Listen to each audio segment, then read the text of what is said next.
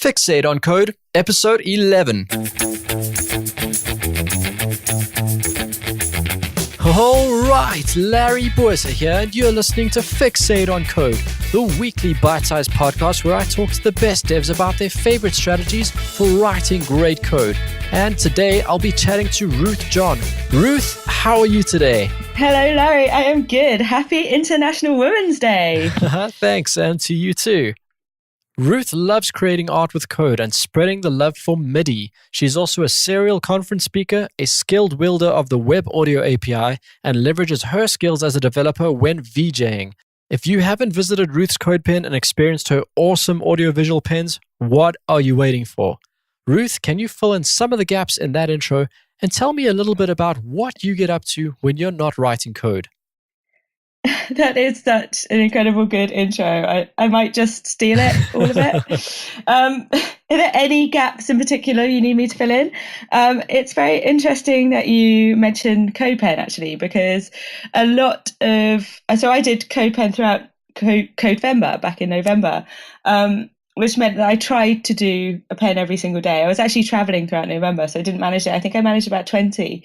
And actually, they weren't a final product at all. It was a whole big bunch of experiments around what would work and what wouldn't work, and like a journey to see the best techniques to do audio visuals in browsers. And it isn't finished. There is probably another Codevember coming this year where I do some more experiments around more detailed things and other shiny things, because I didn't get to do any work around Canvas or 3D, which is what I really wanted to do. So it's really nice that you should say those things, because I look at them and I'm like, oh yeah, that's rubbish. That's rubbish. That's not how we do it. But I really, really wanted to illustrate the journey which we go on as developers to better ourselves rather than give a final product. I think we see a lot of people do things that are final and brilliant, and we can get really intimidated by that. So I almost wanted to expose, hey, this isn't great, but I'm trying it anyway, and we should all do that. In regards to what else I do, what do I do when I'm not writing code? Sleeping, that's pretty cool. Socializing, that's cool too. I do quite a lot of craft. I make things. I like to do that. I actually have an Etsy shop where I sell the things that I make. Oh, nice. So I'm always busy. Wow, that's quite a set of skills you've got there. What were the steps that got you to where you are today? What are you most passionate about as a developer? What I'm most passionate was actually a very difficult thing. People ask me this a lot. It's a very difficult thing to pinpoint, because it's probably not so much the crux of actually developing, it's probably the creating that I'm most passionate about. And when it comes to like web development, you can take something so simple. You can take something as simple as HTML and you can kind of bring it to life. So it's a bit like if you're drawing, you can just take a pencil and a piece of paper and you have something already. And then you have all these wonderful other things that are actually relatively simple. So you can add a bit of color with CSS. You can just have some felt tips, add a little bit of color, or you can get really extreme with it and add some JavaScript and have all this interactivity. So I think that's probably what I'm most passionate about. Is it's not the actual code itself, it's more the simplicity of just creating something, and you can build the learning up. To delve deep into the ins and outs of some of the APIs in JavaScript is probably quite complicated. But if you start at the beginning with just some simple HTML, you can really build up your knowledge and build up your skill level. So I think that's like learning is also another big passion. How I got into it, I left university and said that I never wanted to be a computer programmer. So never say never, I think, is how you get into things, because you'll probably end up there. I had a bit of a similar experience. I vowed after university never to write code again, and well, here we are today. Now, Ruth, you must have had your fair share of ups and downs. Can you take me to the worst experience you've ever had on a project? Oh, that is a very hard question. Without revealing anything. Well, I think this is the problem. I think obviously when you work on projects, you come across technical difficulties or problems working where there's a lack of communication either with people working on those projects or clients, which make the projects themselves either delivered late, and that can cause stress, and you get those kind of problems. But I think, and it's probably quite prominent today, being International Women's Day, being a female in the industry, most of your work life can be, well, I say most, your work life can be a struggle at times. And I think some of the worst projects for me is when you're not taken seriously. And I've had a couple of experiences where that has been extremely prominent. I was leading a project quite a few years ago, and one of my developers actually walked out of a meeting to go and ask the tech lead on the team what the requirements were, because he wouldn't listen. He wouldn't even let me speak. Like, he just stood up in the meeting and said, I don't know what the requirements are, and literally walked out. What? Even though we hadn't even got to the time in the meeting to talk about the requirements. And this actually carried on to the point at which he complained about me for not telling him the requirements. Luckily, I had a very, very good project manager and very good clients who stood up and backed me up and said she didn't even have a chance to speak. But that's only one example. I mean, this is an occurrence that happens all the time. I think that's the unfortunate part. And they're probably the worst projects for me. So dealing with things like strict deadlines, stress, not communicating with you, or lack of communication with requirements for projects when it comes to clients, things like that, that's fine. Oh yeah, that's okay. I can deal with that. But not being listened to and not being taken seriously, that's a whole different ballgame, especially in the great wide world of adultness and adulting. Like, it's difficult. It's very difficult. And there's a lot of the tech companies that have come under fire recently as a result of discrimination and imbalances at all levels in the organization. And the consensus seems that people either don't know or they don't acknowledge that there is a problem. Do you know of any projects that are assisting in addressing any of these imbalances? Yeah, I think that's the biggest hurdle, actually. And even the nicest people that I meet don't address this problem. I'm not sure of any actual particular projects off the top of my head, but this actually comes up in the community in my area quite a lot. And I was sitting down, we just started a JavaScript meetup in my city, and we had a group, a sort of undercover Slack group before, but we just made it official. And I was sat down at lunch with them the other day and said, we probably should put a code of conduct, make an obvious code of conduct for the group and for the Slack channel now that we've made it official. And somebody sitting opposite me immediately went, well, why do we need one of those? And obviously then we got into a 10-minute conversation about why we need a code of conduct. And it's not about putting forward this idea that people are going to make it a sort of toxic environment for anybody else coming in. It's just to make sure if anybody does feel uncomfortable that they can come forward, and recognizing that there is a problem. And he was so unaware that this had ever happened. He's like, well, I've never seen a problem. How, like, I think people are just making an issue when there isn't one. I've never seen it happen. It's like, because you've never been in it. That's why you've never seen it. And I think that's a huge thing. And there was absolutely, like, he himself was never going to cause a problem, but he couldn't recognize that there was one. And that's a big hurdle to overcome. And I suppose that's why something as simple as a code of conduct is important. I mean, most people are fortunate enough not to experience discrimination, but it leaves them blind to the fact that there is actually a problem, and it's that communication that you need to have open. 100%. Yeah, absolutely. And a lot of the people who do recognize and address it are not necessarily the ones that you need to be being loud to and kind of making the realization to and making it apparent to. So you just have to subtly keep pushing through, keep the fight going without trying to be too far the other way where you actually put people off. It's a really delicate balance. Yeah, most definitely. And I think it's so easy to end up preaching to the choir too. Now, on a slightly different note, Ruth, which method, tool, or service do you use on a daily basis that you just hate to be without? So mine's really simple. And I think about this quite a lot because this is the second time I've been asked in a month, actually. It's productivity. How do you get things done?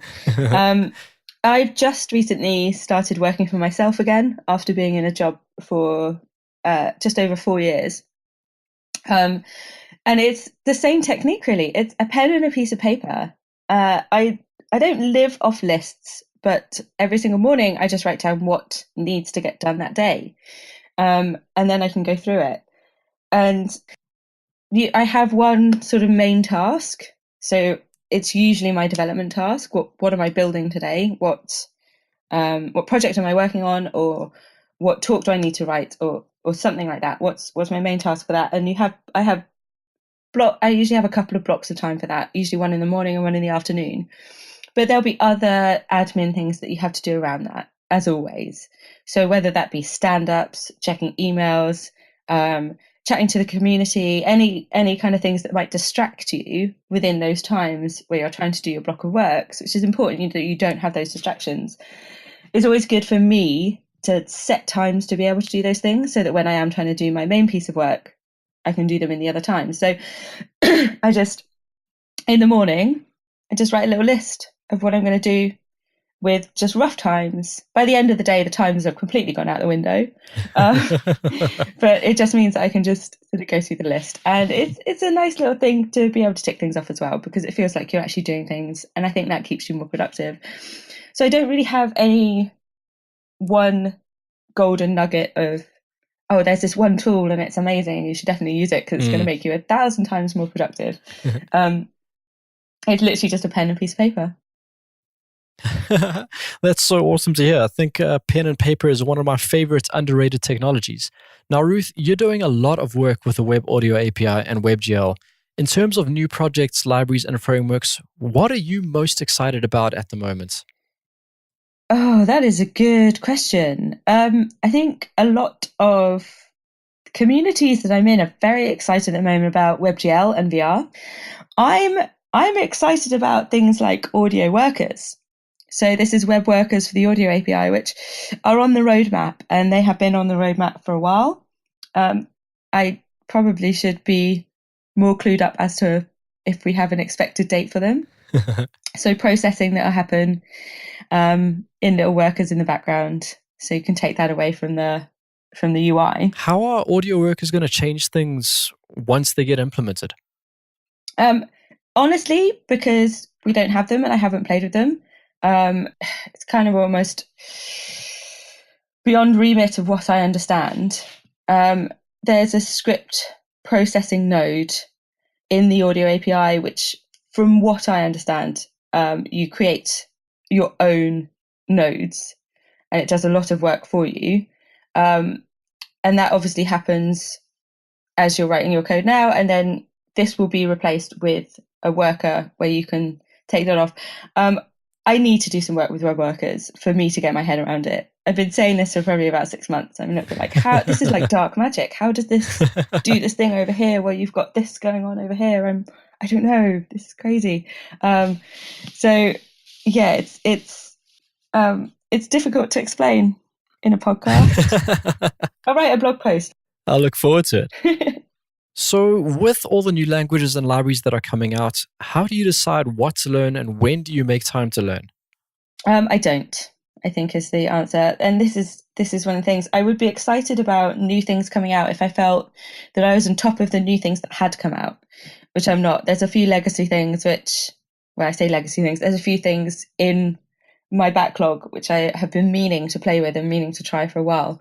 It is tricky to filter out what to learn and what not to learn. And the only way that I've managed it is what I feel excites me personally. So I don't necessarily spend a lot of time learning frameworks, which would probably benefit my job, but I'd much rather do some WebGL. So I'll go and learn that. So I do it via personal preference, which may or may not be the right way. I read a lot. So rather than sit down and spend a lot of time learning, I scan read a lot of things that are coming through, so I can filter them that way first. So I can actually be aware of them. So if they come around again and they feel like they're not just something that's coming in and they'll be gone again in a couple of months. If I'm seeing them like 4 or 5 times a year, I'll be like, okay, this is something that's going to be here and it's here to stay. Then I can actually put some time into learning it if I feel like it's going to benefit. It is tricky. There's so much information and there's so many different things. And because something like JavaScript is so broad now, it is very tricky to figure out which parts of it you want and which parts of it you don't, and what to go in and learn. Sometimes I don't know where to start. How would one approach learning a new technology like the web audio API? Would a library on top of the API be a good idea rather than learning from the ground up? I certainly like to do that. It's a bit like there's 4 or 5 really, really good audio API libraries. I was actually looking at a couple of them this week because I'm doing a talk on Friday, and it's actually directed at web game development. I'm not a web game developer, but there's some really nice ones for web games. But it's nice to look at how people have structured those, knowing how the audio API works itself. And I always feel like that's where I always want to begin, rather than just putting libraries on top of things without understanding where they're coming from. Is there a specific aspect about programming that has dramatically changed the way that you think about and write code? I'm a terrible developer. I write terrible code. I think this is probably one of the things that I'm concentrating on now is leveling up and structuring my code in a better way, because I don't have a very good testimonial for 1 or 2 things that I've learned to do this better. I think it really is just that. It is just learning from the ground up. I'm glad of the community to help me out when I feel like I'm not doing something in the best way. That's probably the best tool in my belt right now. I'd never really engaged in any sort of mentorship before, and I've recently made some of my biggest breakthroughs as a result of it. And with that, we've come to the end of our first segment. Ruth, I'm about to throw some quick fire questions your way. Let's do this. Okay. What is the best advice about programming you've ever received? We all write bad code. Don't worry about it. Just carry on. Which personal habits do you attribute to writing better code? I would say determination, but I think I'm just stubborn. Stubborn determination. That works. If you could recommend one book on programming, what would it be and why? I don't actually read a lot of books, which is bad. Peter Pan. Someone said recently, take a break, read a book. Someone said recently Alice in Wonderland is actually a programming book. Like, really? That's interesting. When I was younger, I did read Andy Clark's Hard-Boiled Web Design. That really helped. At the moment, Adi Osami's JS design patterns is getting me through a lot of things. Yes, it's such a great resource for really expanding your tool belt. Yes. Who in the front-end world is doing work that's really inspiring? I can't start a list because there's too many people. I would never end it. There are so many people, and like I say, I'm very, very glad of the community. If you pick the right people around you, it can only inspire you. You just have to start, and people would just start inspiring you. My dad. Your dad? In the front-end world? Wow, so it runs in the family. Well, I'm influencing him. He'll be writing JavaScript soon. It's fine. Nice. All right, Ruth. Imagine you wake up and you have no recollection of ever writing code. With the tools, books, and courses available today, how would you go about learning to program from scratch? That would absolutely be a nightmare. I can't imagine doing that.